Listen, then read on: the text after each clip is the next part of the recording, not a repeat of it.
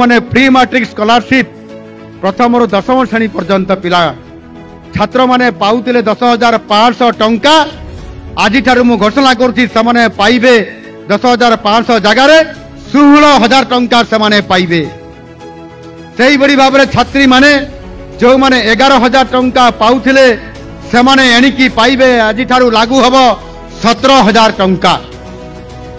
एवं से बड़ी भाव में प्री मैट्रिक स्कॉलरशिप जोटा प्रथम रु दशम श्रेणी पर्यंत जो माने अनेसा हॉस्टेल रे जो माने रहउचंती समानकर पाई छात्र माने पाइबे 11,000 टंका जो माने पाउथिले समाने पाइबे 17,000 टंका अर्थात 6,000 टंका वृद्धि एवं छात्री माने पाउथिले जो माने 11,000 टंका समाने मध्य पाइबे 17,000 टंका।